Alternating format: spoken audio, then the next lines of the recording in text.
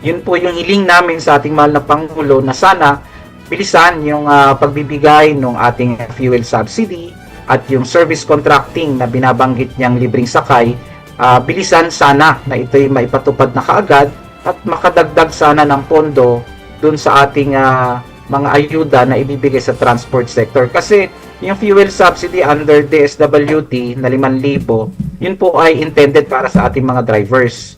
Yun naman pong fuel subsidy under GAA na meron tayong pondo sa DOTR na kung ibibigay nilang 5,000 po yun po ay hindi rin pwede, pero hindi rin po sasapat sa daily operation dahil magkano na po ang diesel namin. Kung ang modern unit natin ay nasa 30 liters per day, ganun po kalaki yung aming expenses sa aming daily operation. Makakatulong ang fuel subsidy, bakit hindi? Subalit hindi naman ito sasapat sa pangmatagalang solusyon. Kaya ang hinihingi po sana namin isang supplemental budget para nang sa ganon mabigyan pa ng kaunting karagdagan yung pondo ng fuel subsidy at yung ating service contracting program.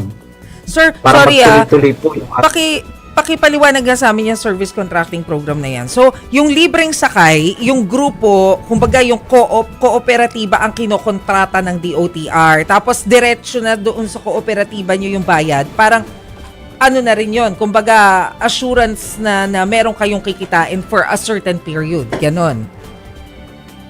Opo, ang pinaka ano po niyan, ang LTFRB, kung ilang kilometro ang aming itinakbo, yun po ang babayaran under the program. So per kilometer yun.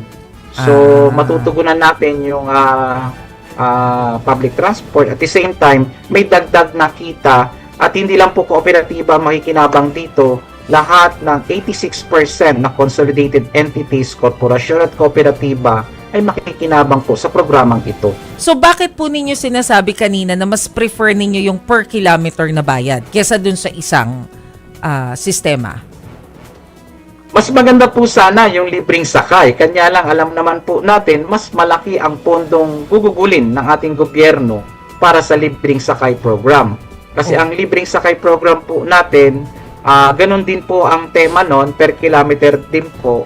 Yung mga pasahero nga lang natin ay hindi na kailangan pang magbayad ng pamasahe. Pero mas malaki po kasi ang rate nun compare doon sa dati naming ginagamit after the pandemic, yung net kung tawagin na babayaran lang kami kung ilang kilometro yung tinakbo namin. Kasi ayaw din naman namin syempre yung gusto namin kung may pondong idadagdag, gusto namin itong masustain ang aming operation lamang sa panahon ng fuel crisis.